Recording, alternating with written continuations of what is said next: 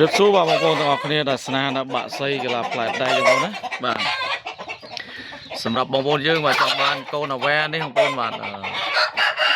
ចាប់ផ្ដើមដាក់ប្រកាសបាទមេល្អទៀតហើយបងប្អូនណាបាទអីមេល្អដុំល្អណាបាទមេនេះ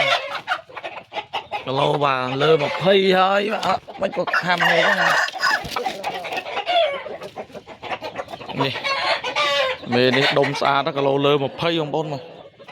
កាចណាបងប្អូនយើងចង់បានកូនមកវាមានច្រើនមានល្មមលក់ហើយល្មមលក់ក៏មានទៅតែចាប់ដើមប្រកាត់ទៀតក៏មានដែរបងប្អូនណាបាទសម្រាប់មេសុទ្ធតែគីឡូលើ20បាទបើសេរីមេកប៉ោយនេះអេម៉ាហ្នឹងហើយបងប្អូនបាទចង់បានកូនវាមានច្រើនបងប្អូនកូនវាមានចាប់ពីកន្លះគីឡូឡើង3ខាំ4ខាំហើយមានហើយអាប្រកាសបន្តទៀតក៏មានដែរបងប្អូនមាននេះពងអត់មួយហើយបាទសម្រាប់បងប្អូនយើងដែលស្នេហាបាក់សីកីឡាបាទចង់បានបាទប្រភេទបាទកូនមកកាត់ល្អចេញពីទ្រុងបាក់សីវិយុទ្ធបានព្រោះស្វារៀងយកខ្ញុំបងប្អូនអាចចាក់តងបានបងប្អូនណាបាទចង់បានធូរថ្លៃមាន3ខាំ4ខាំកន្លះគីឡូអីទេបងប្អូនបាទ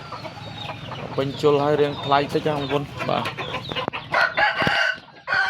ហ្នឹងហើយអរគុណបងប្អូនបាទដែលបានចូលមើលនឹងទស្សនាបាទកន្លងមកមេនេះក៏ដាក់ជាមួយអាវ៉ែដែរមេនេះជាប្រភេទបាទមេស៊ីវគុយបាបងប្អូនបាទមេនេះសាច់មកដុំមូលបាទគីឡូ24មេនេះបាទគឺចឹង